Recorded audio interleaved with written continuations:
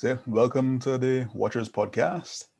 I am Adrian, the Watcher Armstrong. You are I'm Eldad, the Don. the Don, El Dada, the dad. And I- All right, so welcome to the podcast. We are going to continue on from what we were speaking about last time. We were speaking about we were speaking about how people view each other, um, how we react to each other based on stereotypes, why people view each other a certain way, why people view minorities a certain way, and why minorities view, the majority a certain way. And then we were going to talk about how this um, affects the police and affects how police treat minorities in any country where they have the power. 100%. Right. Yeah. Now, Adrian, I was talking to you last, like as you just said, Yeah. we did say we're going to touch on how the police is affected, and you said they get the same information as us. Yeah. So, on the flip side, I think it would be best to start on the flip side first because we've touched on how minorities feel about being treated. On the flip side, the police is getting the same information. So, as I said to you earlier, we're all humans. The police are humans. Yeah. They've got the same feelings as you and I. Yeah. So, let, before I could explain on the flip side, if I keep hearing the same information as everyone else, and I'm on the road, and I've been told that this group of people are a threat. Yes, I might not be a police, yeah, but I'll be scared. But then the police is just like you. If he's going shopping, he does shopping just like you and I, but he will be worried as much as you and I. So on the flip side, that's how they feel, which is true. But how Yeah. can they change that? How can that be changed if they gain the same information as everyone else? Well, the thing is how we get the information and how we it can be changed by changing how we get the information and how we just view people as a whole. So you mentioned a good point about when they go shopping or whatever. They're people. They're like you said. They're human beings just like us. It's Yeah, just a human being going to a job of authority. Yeah. A human being who can have biases, who who could be caring, who could be hateful, scared, all the negative and positive emotions of a human being apply exactly. apply to someone who's a policeman, policewoman. Yeah. Exactly. I want to stop you just quickly Yeah. before you continue, because in my group of friends, when we talk about the police, we are like the police. Yeah. They are not like us. Yeah. We talk about them as if they are so different from us, Yeah. right? But then, do we ever stop and consider that, you know? Yeah. We don't because we live in a we live in a tribal society, in a tribal world. Yeah. Where we look at everybody who's different to us on paper as being different. Then there's a thing with authority, right? Then you got the layers of that, then the authority on top of that, and then authority in a place where you are the minority. And all over the world, because we are such tribal people, as in like humanity, because we're so tribal, when you put authority and superiority together, it causes problems for anyone who is the minority or who is the lesser in the society, right? So you're gonna that's gonna create that tribalistic um, you know, imbalance, dichotomy. So you're gonna have you're gonna have people that look at a certain people like, okay, you're different to me and we have to police you. And this man, this group is a threat. And then the group that they see as a threat sees them as a threat. Okay, they're the authority. They can do anything that they want. Yeah. And we need to protect ourselves. So you got two groups seeing each other as a threat. So it's basically two groups seeing themselves in the jungle, yeah, the police and the minority, seeing themselves in the jungle, and it's funny. It's almost like they're seeing things the same way, but from their perspective. So the police are seeing they're in the jungle and they're seeing a wild animal. Oh my! If me and you saw a wild animal, we would go into defense mode. If we had a gun, hand on gun, yeah, like straight away, and we will react accordingly, even if the animal is no threat to us. Yeah, and the same with like minorities, they see them as a threat, but the difference is the minorities might not have a gun, so they're gonna respond in a more fearful manner. So it's like, oh my gosh! And then when you're fearful, it makes the animal go, you know, what's going on here, and then the animal attacks. So it's like, not to go, of course. There's a clip. I used to watch a cartoon called Justice League, yeah, and there was a clip in that cartoon again that stuck with me all these years, where Superman and Wonder Woman were looking for some guy, some magician, some sorcerer. He's a bad guy. Mm-hmm. So he ran into a museum and they were looking for him in the museum. And the guy cast a spell on both of them. Yeah. So Superman and Wonder Woman got blinded. They're like, when Wonder Woman opened her eyes, she saw a monster in front of her. The monster attacked her. They started fighting. Yeah. Now, Superman was in another part in the museum. And no, he wasn't in another part of the museum. They were together. When he opened his eyes, he saw a monster. So he started to fight that monster. So Wonder Woman is fighting a monster. Superman is fighting a monster. As they're fighting, they get in front of a mirror, and Superman looks in the reflection and realizes that the monster he's fighting is Wonder Woman. And he's like, oh shoot. So he's trying to tell Wonder Woman, no, it's me. Because the thing is, Superman looks like a monster to her. But they don't realize, it's only Superman realized that he was fighting her because of the reflection. She didn't realize. So he's trying to tell her, it's me.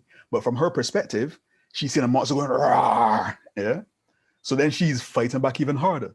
So because he realized that it was her, he stopped fighting. And she just kept pummeling. And as she was going to hit him again, the monster pointed to a reflection. And when she looked at the reflection, she saw that she was pummeling Superman. And when both of them realized that they were pummeling each other, the spell was broken. That cartoon clip, yeah, is a perfect description of human nature, human beings and human nature. Because we see the monster, yeah, we don't realize it's an ally. We just see the monster as a threat, and we just keep fighting the threat. And for me, that's how I see it when it comes to police. And like, so in America, you see a lot of video of unarmed Black people getting shot because they're approaching them as dangerous straight away. They don't know who they are. They've been fed for how many years that these people are dangerous. So it's like, you got to protect yourself. They're dangerous, or they've done some crime worthy of death. That's how they respond. Or some of them actually just don't like minorities. They hate them. Yeah. And that's how they respond. Some genuinely fear. And they happen to be in a job where they have authority. So, exactly.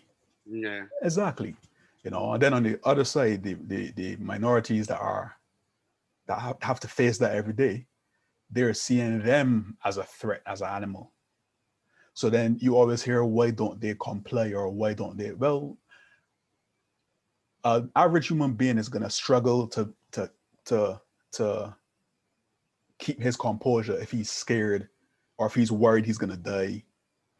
And when it comes to police, they always say, oh, they're human beings, they make mistakes, but they're trained to be composed, but they can't keep their composure either.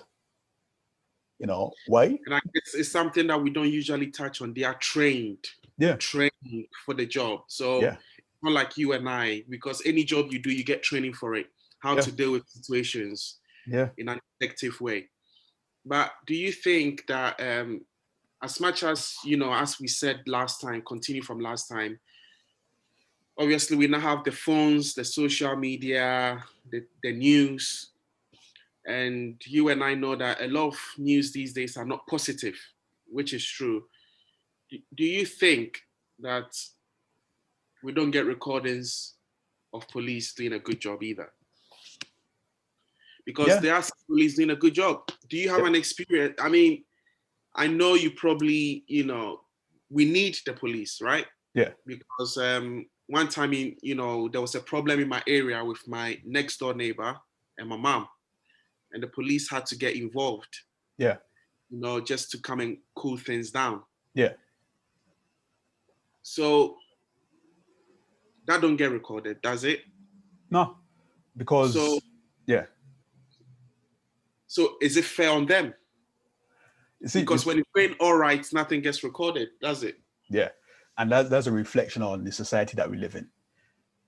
Unfortunately, we live in a society that thrives on negativity, and it needs negativity to keep that air of what's the word? Keep that air of com, com, combativeness, that air of dissent, that air of um, air of fear. That's it. To keep that fear on the surface. So, like you were saying, when police do good things, people need to realize, right? Of course, all right. Of course, there will be police who do good things because they are good police. The same way there are good black people, good white people, good Asian people, good Chinese, Japanese. It's good. There's good in everything. Yeah. So of course there will be police who do good. I have spoken to police that they're just people, like human beings. Hey, how you doing? What's going on? Speak to me like a human being. I've had some who had to do their job, but remember I mentioned in the last one, I got searched and they had to do their job, but they were apologetic. And he actually said to me, listen, I'm sorry, but this is the mandate. This is what I've been told to do, He's doing his job, isn't it? doing his job. That's what I'm not saying is right, but he was told to do it, and he did it. On the flip side, you got police that relish using their power to abuse people. Yeah, again, human nature. But no one's going to record anything good because good doesn't sell papers. It doesn't sell fear. It doesn't promote fear. It doesn't you know what I mean? It doesn't really do anything. Mm-hmm. So those things just get shoved under the rug. Exactly. And this is why I feel like it's good to touch on this kind of things in our conversation, because there are some police who are doing their jobs. Yeah. They are doing a good job of what a policeman or woman should do. Yeah. Like, And yeah, go on. yeah, so it's something that needs to be brought to light as well, because there's a lot of examples. Like, for example, I've got a friend who lives in South London who is a neighbor with a policeman. They get along fine. And, because the day-to-day life, they see each other, this person doing his garden, he's a good person in general, and they could have a conversation. Even though he's a police, there's no barrier. Yeah. And it's something that is good to draw attention to, that there are police men and women who are doing a good job. Yeah. And we shouldn't let the negativity that we keep getting. And it's true, we have a lot of people don't have a good experiences, and unfortunately it makes it a bit unbalanced. But it's also good to throw a bit of light on those who are doing the right thing. Yeah. Yeah. It's very true. With that, you see, with that, right? There's one dynamic that is problematic for both sides of the spectrum. Yeah. And it has to do with your environment. So let's go now to another part of the world in the policing there. It's been pretty atrocious. You know which place where I'm talking about. It's been pretty atrocious. Like the things that we've seen on the news, sparks of global marches, and so on and so forth, and the way they demonize the people that they abuse, as if like the people they abuse have to be absolutely spotless and perfect. And if they're not, it's justified what happens to them, which is, as you know, absolutely ridiculous and doesn't, it is something, it should never be expected of anybody to be spotless. And if you are spotless, like the the wage for that shouldn't be, you know, death or your life away in imprisonment. And when I say spotless, I don't mean you do a crime, you pay for the crime. I mean like you get killed and then they found out that when you were 5, you inhaled some marijuana air when you, it's some ridiculous justification, right? But the problem is on both sides of the spectrum, police and the people they police, depending on, you know, the environment, is it depends on their environment. So if you are at a police station that teaches, okay, look, let's look at the gangs, yeah. Look at the black on black crime.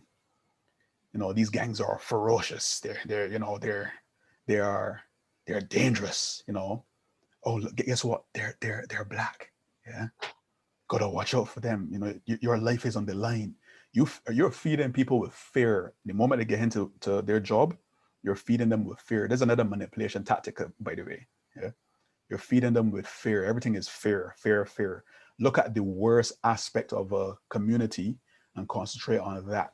That is what you have to deal with the moment you step out this door. So the moment you step out this door is you are them. Yeah. So if you have an environment teaching or training their police that way, what happens when they get outside? They're going to be jittery, you know. It's like even the good ones, Mm. even Even the the good. even the good ones, they will be fearful. And even if they're not fearful and it doesn't affect them, then you have peer pressure. Mhm. If you're the only one speaking sense or saying, you know what, that's not right, you're going against your brotherhood. Yeah. You're going Because to, it's a community, isn't it's it? a community. Yeah. The Again, community. yeah, Mm. because like human beings, we tend to clump together and stick with the community. And if is we don't like to be different, we don't like to, because if you have a different opinion or you stand out, the community could look at you like, what are you saying? Like they would jump on you, so you conform. On the other side of the coin, if you got like a neighborhood, like a poor neighborhood, everybody in the neighborhood is saying police, they're evil, they're the the devil, and you keep telling everybody that the moment you step outside, you might get killed by a policeman. You know what I mean? They're danger, protect yourself. So both sides getting the same kind of warning for the other group. Each they're dangerous, whatever. So when that clashes, what happens? It's chaos. There's problems, yeah. Um, and it's funny because it's interesting because from if you were driving and the police stopped you, you're thinking, oh, here we go again. But sometimes it might not be here we go again. He's genuinely said, oh, one of your lights is out. Yeah, You get a point. yeah, So it looks like everyone is nervous from both sides. yeah, yeah, And if you are stopped, how should you react? How should you act so that you don't add to what they already think? yeah, yeah. But the thing is, Mm. the thing about that though, we got to remember that even though we're having this conversation, one group has a bigger responsibility in the fact that they're an authority. Yeah. So it could be a situation of, um, let's say you're a cook for a restaurant and another guy's a cook at home. Yeah. He has to cook his meal properly, make sure it's cooked thoroughly, so no one gets salmonella poisoning or whatever. Both of them have to do the same thing. Yeah. They both have to cook according to the rules of cooking so that the food is edible and doesn't poison someone or make them sick. The difference is the chef in the restaurant has a greater responsibility, yeah, and he has less of an excuse than the person at home cooking. True. You know, He's cooking for a whole bunch of people. and he cannot assume that he can't look at in the restaurant and assume that person likes his beef medium rare. Yeah, you can't assume it because he can make that person sick. That's There's a good illustration. I like that. there's no Yeah. room for assumption. Mm. And then on top of that, comes the level of power. You and your home cooking is just you and your home cooking. But That's if true. I have a vendetta against someone, let's say I don't like somebody and this person comes to my restaurant and I am in charge of cooking for them. Yeah. I have that authority to put a plate of food in front of them. I can spit in it, I can do whatever I want. Yeah. So it all depends on the person and the situation. Because, like we said, there are good police. No one could ever dispute that. There are bad police who, when they're at home, they're calling people racist names and, you know, think a certain way about certain people. And there are fearful police who are fed with the negative aspects of life or communities, and they respond according to how they've been influenced.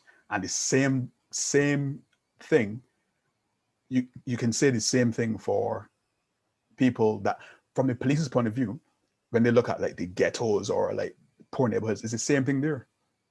There are good people in those neighborhoods. There are bad people doing foolishness, and there are scared people. So it's almost like both groups are exactly the same, but because they view each other as the threat or the animal or whatever, that's where the clashes come in. Exactly. So I guess if you are stopped, instead of getting agitated before everything has been said, anything has been said by the police, you should try and remain calm and listen before you start to get angry. Because what happens with both, because as you said, there's the clan there, and it's us and there's them, right? So for the police, the best way to act is to talk to the person and find out. And you, the person being arrested, to listen and find out what they want. Because do you think that because we already have this view about the police, sometimes you could get sensitive for no reason? That's So, for instance, he might yeah, stop you for the light and say, "Oh, listen, I just wanted to let you know you need to go to the mechanic and fix your light, or your MOT is due." yeah. You get back in the car and say, "Yeah, it's because of my skin color. It's because I'm a minority." So, because it can get to the stage where everyone is sensitive from both sides. Yeah, because everyone's suffering from a skewed fight or flight response. Mm-hmm. Everyone's fight or flight response is messed up in some way. Like it's almost everybody's ready for a threat, you know. And again, that's a reflection on the society that we live in. That Yeah. everybody is on edge. So when somebody's stopped by the police, from the police's perspective, or one that isn't clued up on how human beings behave, they might see it as, what do you have to hide? Why is he being so agitated? Yeah. Yeah. It could be as simple as that person's agitated because they've gone into fight mode. Is that the brain's gone a threat? Is that the brain's gone a threat? Let's get into defense mode. Yeah. And then that signal, the police picks that signal up and goes, oh, his fight response is sparked because of that response, and then he's got his hands up, and then already you've got a tense, you know. But again, the reason why some people have a very skewed fight or flight response is that we've seen examples of people in America who have done exactly what you said. Okay, officer, what do you want me to do? You know, yada yada yada, and got shot anyway, right? So you can understand with certain um, with certain people, their fair response will be a lot more sensitive because at that point you don't know who's coming to you, friend or foe, from the human perspective. As a normal human being, you don't know if it's friend or foe. All you see right now is a police officer, right? And when you see that, it's like you don't see a human being, you just see the police officer, and that person can potentially frame you, kill you, or put you in jail for no reason. On the other side of the coin, the policeman, depending on their thought process, if they are racist, nice, or fearful. They will come, see an opportunity to be stupid, or they will come, be fearful, and, you know, or they will come as a good person and, like you said, hey, just tell me about your tail light. Yeah. But then their fight or flight could be sparked by your response because they're a human being too. And then that's how things go wrong. Yeah, but so this is the question then. Yeah. Sorry. How? Can you hear anything in the background? No. All right, cool. Go on. How do you arrest someone, anyone, without looking aggressive? How do you arrest someone who is resisting? Because When you say arrest, do you mean if they've done something wrong and are being arrested, or do you mean stopped? As in, we're stopping you because for yeah, yeah, I feel like the stop is not necessary yeah, to be forceful. yeah, And you've just mentioned that some people have been complying to what the police is saying, yeah, yet they end up in serious trouble. yeah, Some get taken to, the jail or wherever. yeah, But if someone is doing something wrong, yeah. is it okay to use force? If they're doing something wrong, no. If the person is being non-compliant and it is needed, because Mm-hmm. it would be silly to say that you can't use force. Yeah, if it's needed and if it's Yeah. justified. Yeah. Um. Yeah.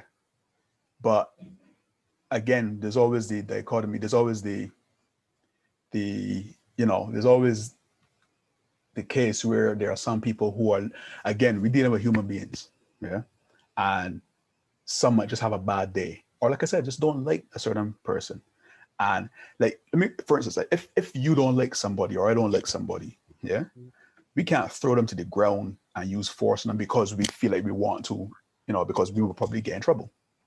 But if you give somebody authority, if you give somebody the authority to do it, and if had a bad day, oh, these minorities or these black whatever, yeah, and they have the authority, they're like, oh yeah, let me take my anger out, and they use force, and then you got the issue where a nice policeman who's with them, he's like, what are you doing? That's wrong. But then he can't speak against his brethren, so he keeps quiet. Yeah, he Which, has to hmm, support. Just support. Like just not support, but just stay there quiet. just stay there quietly, But then again, to be fair, you can have a good policeman who's in a situation where force is required, and he uses force justifiably and takes the person in. Yeah, you might have scared people who apply force because they overestimated the threat because they're already scared. Because when you're scared, everything seems more dangerous. If you're scared of spiders, you see a spider, you be like, I just saw the biggest spider ever, and and I wanted to burn the house down. It was as big as a plate. And then when you look at the spiders about this big, Yeah. that's what fear does. So when looking at these things, it's best to look at it, all of it from a human perspective. Yeah. And in the case of police, the same laws of human psychology apply to them. But the difference is when you put a layer of authority on top of that, it gets a bit more dicey. There's a bit more responsibility, and there's a lot more responsibility, and there's a lot more chance of harm being caused. That's true. Yeah. Yeah. Now, I thought you were gonna add something else. No. So what would be the best solution? Because we've spoken about the problem.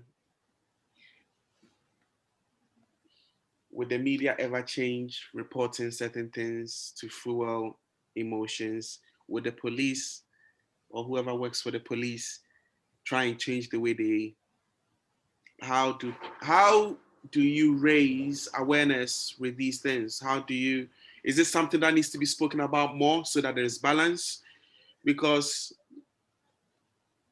as you said, the problem we have is people love negativity. And the reason why we've had a lot of protests, I don't know. It's very, very tricky, Adrian. I'm not going to lie to you. It's a tricky one. When you sit and think about it, when like talking about solutions, we've heard that word for like the last at least 20 years, 20, 30, 40 years. This conversation is as old as dirt. Trying to understand it is as old as dirt. Yeah. And here's the thing: is you just asked like, is there a solution? I don't know. And the reason for that is dealing with human beings. You just said it. Yeah, because I honestly feel like, and it's going to sound negative because I know sometimes when you talk, you want to talk about solutions, but speak your mind. Yeah, no. Yeah. Talk your talk. Yeah. If a certain group of people have been seen that they are always second class, it's been like that for ages. Yeah. So unfortunately, nothing will change. Pretty much. You got the because like you said, yeah. Oh, sorry. Go on. No, because if you look at history, we keep going back to history.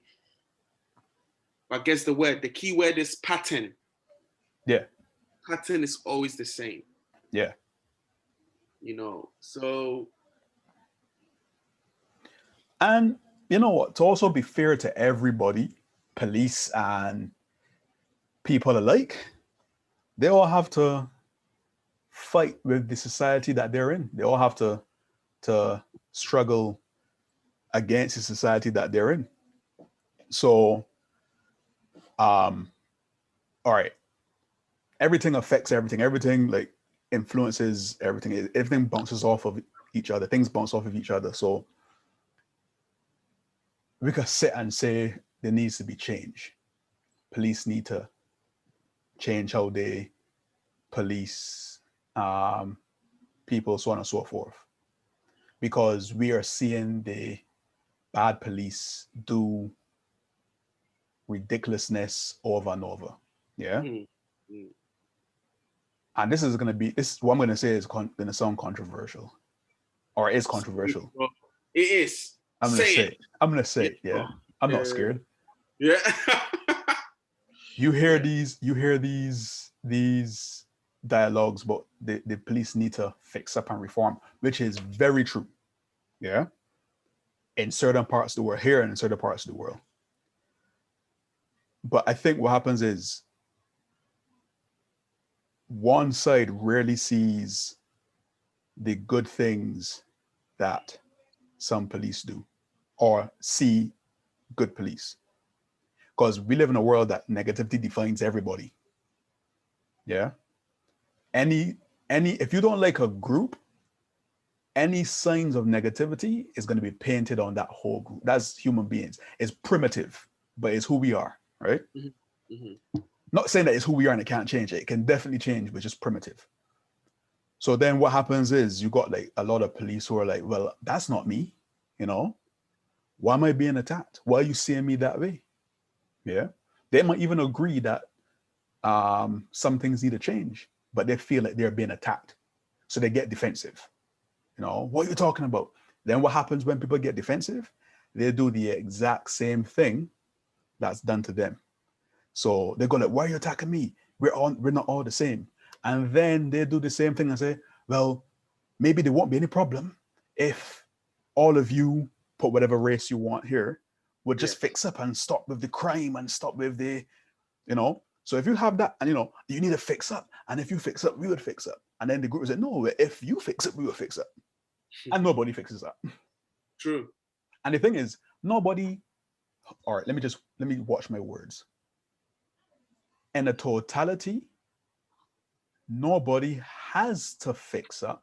The only people that have to fix up are the individuals and the institutions that breed that bad behavior. Those are the ones that have to fix that. Yeah. Are you sure? Yeah. Bad cops and any institutions that breed that behavior need to fix up. Yeah. And Yeah.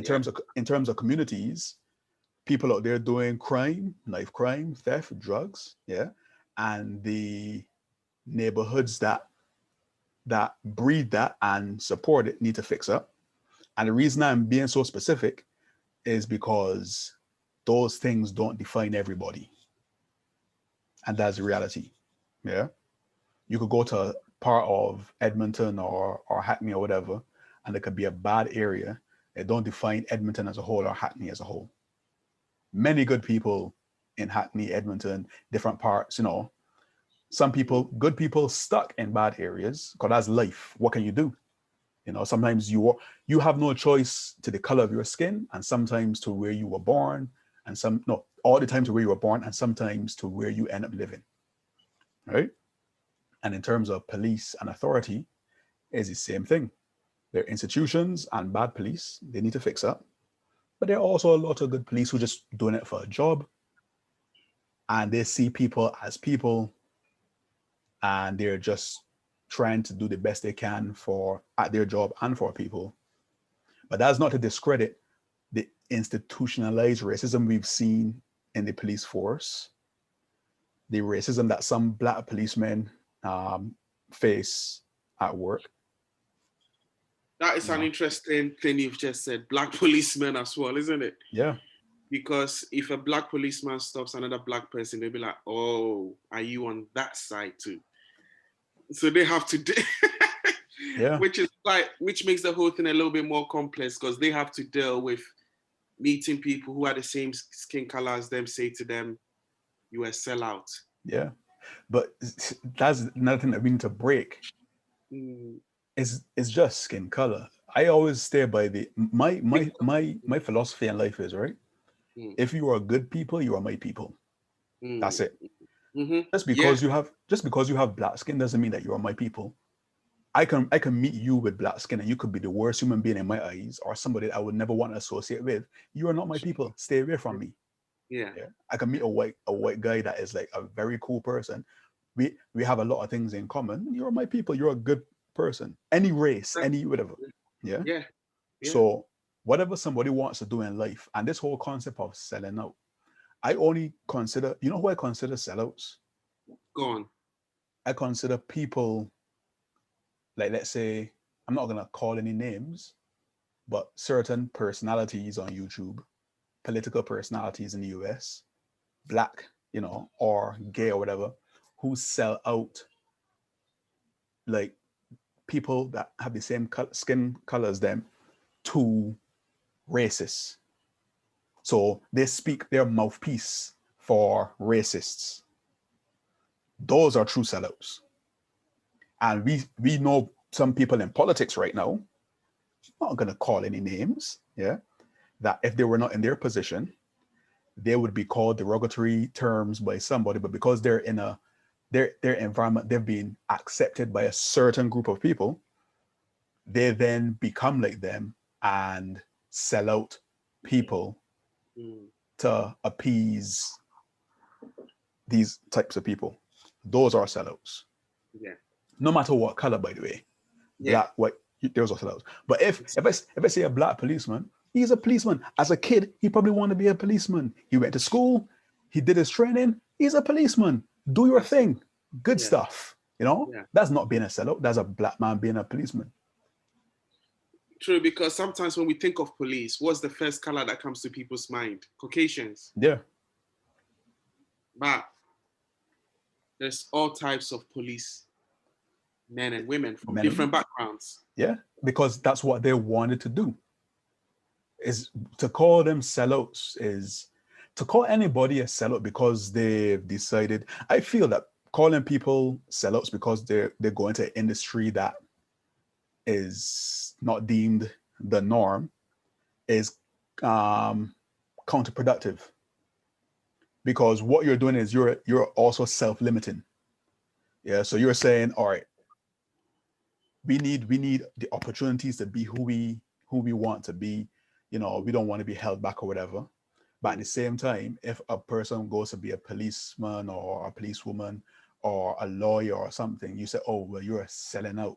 So you're limiting how far you could go. Because when people do make it, you go, oh, you're a sellout, you shouldn't be doing this. No, no, do whatever you want. You're a human being. As long as what you're doing isn't harming people or putting your own people in harm's way or in harm's way or throwing them to the wolves, do what you got to do. There's no written there's no written law for how you're supposed to speak as a black, white, Asian person. No written law on how you're supposed to behave or act. Yeah. As long as who you are as a decent person and you respect people around you. Yeah. By all means, you're a human being. But we caught in this matrix where you're programmed to speak, act a certain way. And if you don't speak or act a certain way, oh, you're not black. That's not black. That's not white. What is white and black? That's just skin color. How you act and behave is based on your environment, based on how you were raised, based on who you were raised around. That's all. No. So yeah, same with police. Now, if that policeman, the black policeman, yeah, was stopping people because they were black and planting stuff on them because they were black, or abusing them or assaulting them because they were black, or profiling them because they're black, then he's a sellout. No. So yeah. That's true. So that is another thing to put in perspective, because you can't think that all the policemen and women are one color. They're not. No. Yes, as a group of them, they might get fed certain information. So with what you just said about being a sellout, yeah, you could be any color and still sort of, if you want to stop a specific group of people for a reason because you don't like them, then that's being a sellout. Yeah. Being a human behavior. It's a human behavior, isn't it? Yeah. And even then, I'm gonna go further. If you are a white person or Asian person, Asian policeman, policewoman, whatever race you are, if you are that and you stop somebody of a different race because you don't like them, and you stop them for some ridiculous reason, you too are also a sellout. You're a sellout to humanity. You're a sellout to decency, humanity, to goodness, kindness. No matter how great you think you are, you're a sellout to all those things, and you're not a good person. Yeah. It's as simple as that. No matter the color that you are, no matter what color you are. Simple as that. That's true. That's true. So, AD, yeah. Is there anything else you want to add before we conclude? Or anything we haven't touched on?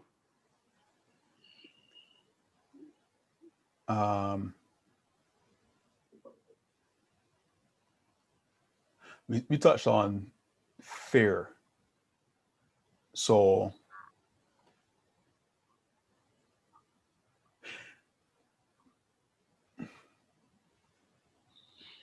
do you have any examples of good police, fearful police, or bad police in your life? Personally, I mean, the example that I gave earlier about the police coming to deal with a situation that happened at my home. Yeah. And I feel like, looking back at it, I thought if they were not there, if they were not called, yeah, the situation could have been worsened. Yeah. I'm wondering the time that we almost got stabbed, if the police could have dealt with it much better instead of just coming into the bushes. Yeah. And checking for something that might be there, but they never knocked on the door to question. I'm thinking, were they thinking this area is bad anyway? There's no point taking it further because, as you know, we almost got stabbed because the person came to the wrong house thinking the person lived there. Yeah. Police was called. They never came to really investigate. And I'm thinking, is it because they think that this is what the area is? How would they have been treated if it was somewhere outside London or outside Edmonton? Because people view Edmonton as a rough area. Yeah. So it makes me think, would they have been dealt much better? Yeah, I remember we looked out the window. The police came after how long? Like half an hour, and the station is like 5 minutes away. And he got out and spoke to someone outside, got in his car and left. Yeah, You yeah, know, yeah, just like that. yeah, Um, like you said, the area is pretty bad, so they're probably thinking, you know. yeah. I'm Um, trying to think of more good policing. If I'm being honest with you, me personally, I haven't had a lot of dealings with them. yeah, It's what my friends have experienced, and you know what yeah, I read and hear on the news yeah. and see. Yeah, so And that's a great point. What you read and heard on the news, and that is what affects everybody. How police think about people, how people think about police, because most of the information that we get is what we hear and see on the news. And because again, just like you, I've gone through life. I've been searched for no reason. Yeah, wasn't happy about that. But at the same time, I've just crossed police and said, "Hey, how you doing? Hey, how you doing?" Normal, good manners. Go about your business. Normal people. Yeah. exactly, exactly. And of course, you got the fearful part where some are looking at you in a fearful manner, like in a specific area. Yeah, but again, that's the whole. Those are the levels of human nature playing out with authority on top of it. But again, that's not to take away from the ones who abuse their power, use their authority, and abuse their power. And we see it a lot more in the US than we do here. Because in the US is absolutely terrible. Because I would say it is mostly hatred, then fear, then good. And the good is snuffed out by the first two. And that's not to say for everywhere because America is a continent. Yeah. Yeah, But we've a huge seen, point. yeah, we've seen so much now. Yeah. So like blatant that it just makes you question. And I was going to talk about something that I mentioned in the last podcast is how we see people. I mentioned it earlier in this one as well. You've seen how they've dealt with mass shooters in the US. Yeah. White mass shooters. You've seen some get caught, handcuffed, taken to Burger King, or been arrested, sometimes no force for some of the most heinous crimes. And you think to yourself, well, look at how they arrested that person, like, but they're shooting us. The reason they arrest those people like that is because, again, like I said, they're seeing their brothers, they're seeing their sisters. We live in a world that has literally divided us to think that because each person has a different shade of this skin color, they are literally different, like species. Yeah. I'm going to say something incredibly cliched. We're the same species, but just like with different animals, like a winter fox has white fur because it lives in like a cold climate, it's not really much different from a fox that lives in England, even though England is cold, but it's not like, minus 20 degrees cold, snow all the time. Only reason me and you have this color skin is it depends on where we were born in the on what side of the equator we were born on, and our families, and that's it. Yeah. But we're in a society and in a world that has literally divided us to the point where we think that behaviors and how people act is connected to this, Yeah, which makes no sense. So when it comes to policing, when they police certain people with kid gloves, it's because they are seeing a non-threatening person who is just like them. My brother, my sister, whatever, needs help. We don't want to harm you. But then because those same policemen have been bombarded with a message of the other, the dangerous other, Yeah. They approach him like a dangerous animal. I have to get him before he gets me. My life is on the line now. Yeah. And even if he's innocent and not a threat and they do kill him, they have to say, well, because he was this color, he had to be bad somehow. Let's check his autopsy. Yep, see, he did drugs 10 years ago. You know what I mean? So it tells you that there was badness somewhere. So the way human beings are now is almost like we have a leniency for people that are in our group. And for anybody outside the group, they have to be damn near angelic perfect to not be seen as a threat. And to fit in. And to fit in, which is impossible for any human being. It's impossible because, yeah, I was watching a movie, I forgot the title, but it's like when this man was stopped by the police, he thought, oh, let me be as perfect as possible. And yet it did not work. Didn't. Yeah. You can think that you're perfect, but that person sees you as a threat straight away. They're in fight mode. Already they're in fight mode. It's fear. It's like, either I don't like you, so I know that you're I don't like you for some ridiculous reason, racial reason. Yeah. So I'm gonna view you as a threat straight away. So no matter how nice you are, it does not matter. And again, disclaimer for people watching this: this